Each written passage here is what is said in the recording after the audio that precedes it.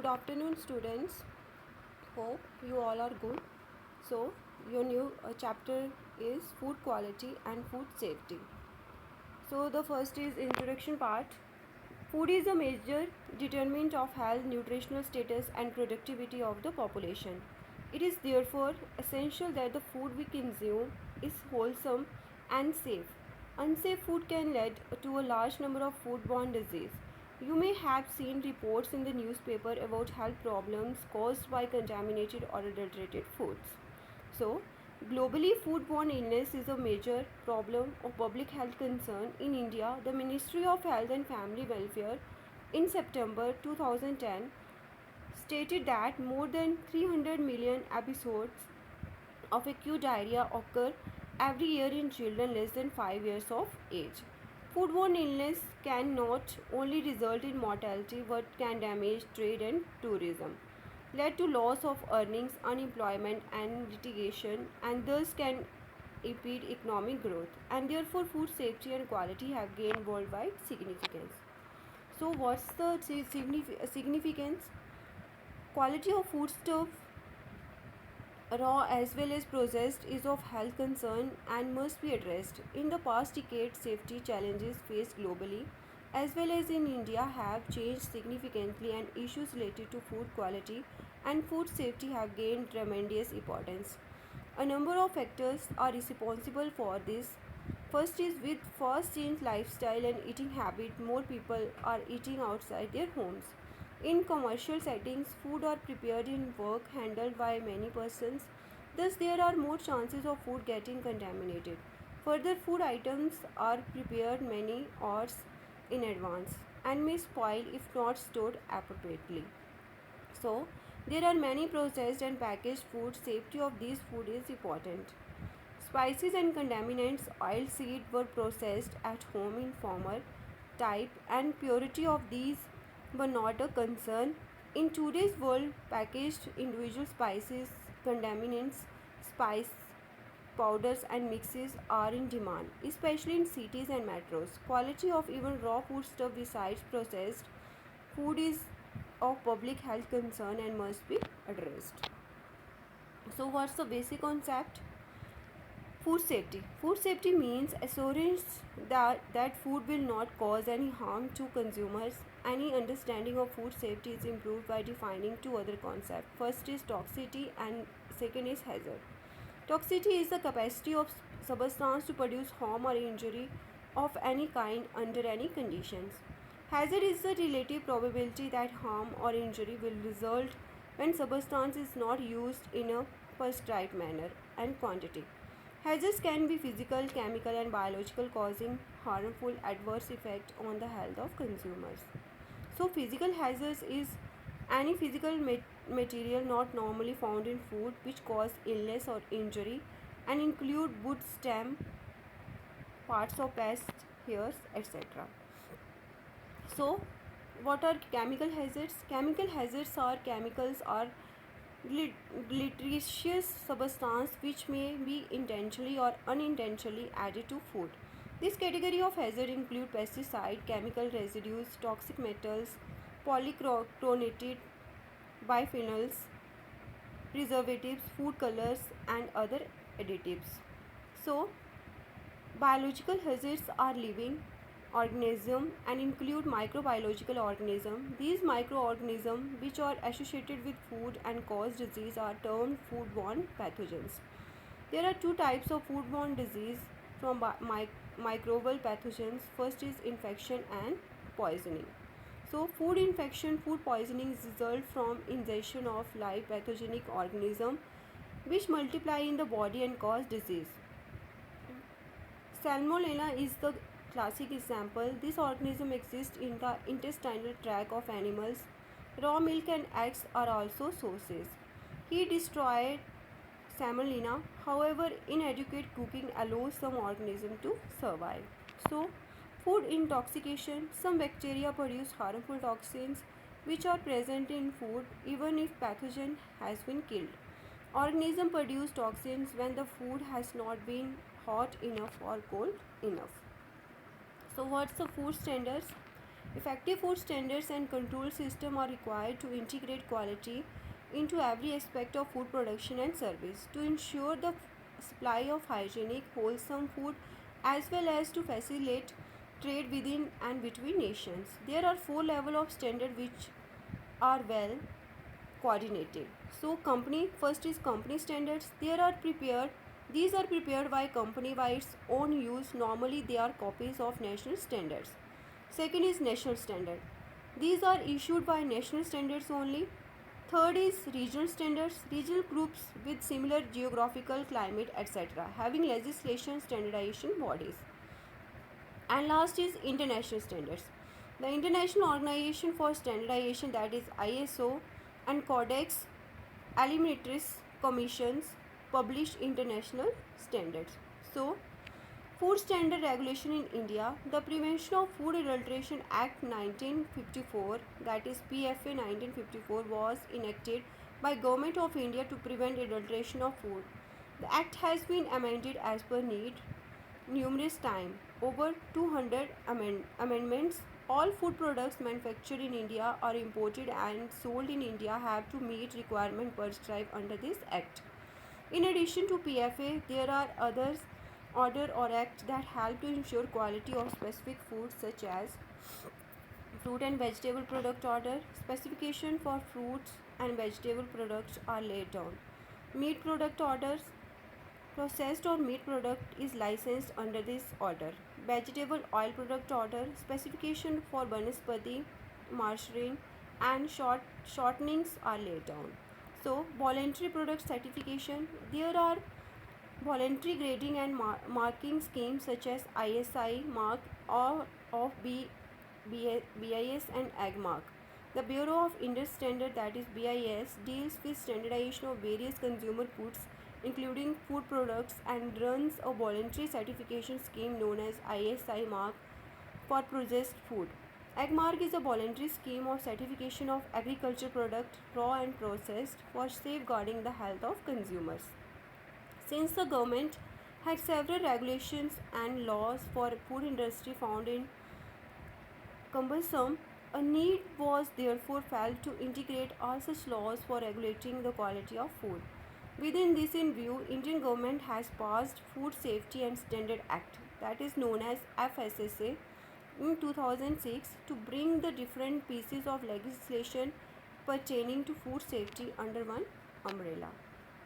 So, FSSA 2006, the object of the act are to consolidate the laws relating to food. The Food Safety and Standard Authority of India was established for laying down science-based standards for food and to regulate their manufacture, storage, distribution, sale and import to ensure availability of food and wholesome for the human consumption. The Act has provisions for maintenance of hygienic condition in and around manufacturing premises, assessment and management of risk factor to human health in a scientific manner, which were not specified in a PFA. The FSSA reflect the international shifts in food laws for compositional standards or vertical standards to safety or horizontal standards. So, next is international organization and agreement in the area of food.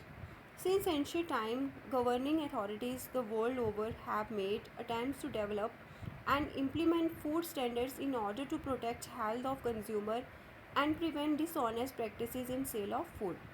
There have been several international organizations and agreements which have played a role in enhancing food safety, quality, and security, facilitating research and trade. The major organizations which are playing a key role are Codex Alimentarius Commission, that is CAC. Second is International Organization of Standardization. Third is World Trade Organization, that is WTO. So, Codex Alimentarius Commission, CAC, is a intergovernmental body formed with the objective of establishing international standard to protect the health of the consumer and facilitate food and agriculture trade. In 2017, the membership of Codex was 187 member countries and one member organization, European Community, respectively. India is a member through the Ministry of Health and Family Welfare. Second is International Organization for Standardization, that is ISO. ISO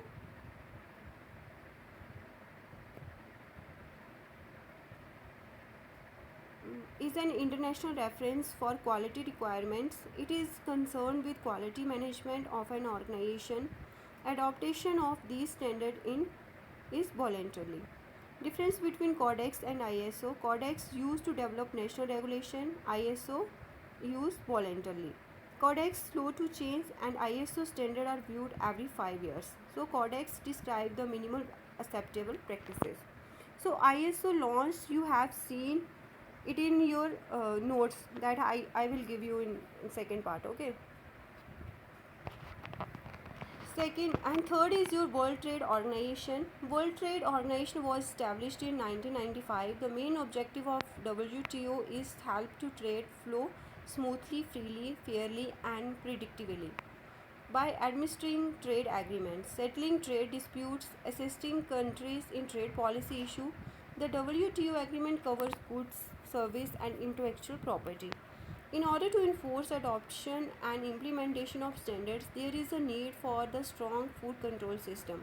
An effective food control system must consist of food inspection and analytical capability. Food inspection, conformity of products to standard is verified through inspection. This will ensure that all food are produced, handled, processed, stored and distributed in compliance with regulation and legislation. Government municipal authorities appoint food inspectors to investigate the status of quality conformity to standard in their laboratories.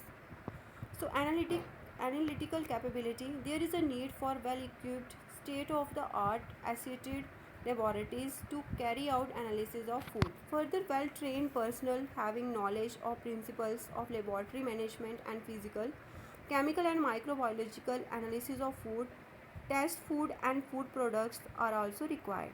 A broad range of analytical capabilities is required for detecting food contaminants, environmental chemicals, biotoxins, pathogenic bacteria, foodborne viruses and parasites. So, next is your food safety management system. Over the years, issues related to food safety and quality have gone beyond just the avoidance of foodborne pathogens, chemical toxins and other hazards. A food hazard can come into the food at any stage of the food chain. Therefore, adequate control throughout the food chain is essential. Food safety and quality can be ensured through good manufacturing practices, that is GMP, good handling practices, that is GHP, hazards analysis, critical control points, HACCP. So, first is good manufacturing practices are the part of quality assurance to ensure that manufacturers, processors take proactive steps to ensure that products are safe. It enables to minimize or eliminate contamination and false labeling, thereby protecting the consumer from being misled and helping in purchasing products that are not harmful. GMP is a good business tool that helps to define compliances and performance by the manufacturer producers. So, second is your good handling practices. Indicate a comprehensive approach from the farm to the store or consumer. In order to identify potential source of risk and indicate what step or procedure are taken to minimize the risk of contamination, it ensures that all persons who handle food have good hygienic practices. So third is your hazards analysis critical control point, that is HACCP. HACCP is a means of providing assurance about safety of food. HACCP is an approach to food manufacture and storage in which raw material and each individual step in a specific process are considered in detail and evaluated for its potential to contribute to the development of pathogenic microorganisms or other food hazards. It involves identification of hazards, assessment of chance of occurrence of hazards during each stage in the food chain. Raw material procurement, manufacturing, distribution, uses of food products are defining measures for hazards control. So, what's the scope of food quality? India is experiences growth in area of food processing. The food industry in India account for about 26% of gross domestic product, that is GDP, and will one of the major growth areas in the year ahead. This has given contributes to international trade but has also increased the responsibility to achieve appropriate level of safety in terms of sanitary and phytosanitary phyto phytosanitary protection. Further, the Indian Food Safety and Standards Act of 2006 reflect a major shift in food laws and seeks to provide greater consumer protection by ensuring safety and wholesomeness of food at all stages of the food chain. This changes scenario has widened the scope and increased career option opportunities in this area. So professionals who take up careers in this area need to have adequate knowledge and expertise in food chemistry, food processing and food preservation, food analysis and quality control. It is also desirable to be well versed in food microbiology, food laws and sensory evaluation. Professionals may be employed with the regulatory and public health agencies at food legislator, food safety officers, inspector, food analytics and food analytics. So that's all for the today. Thank you so much.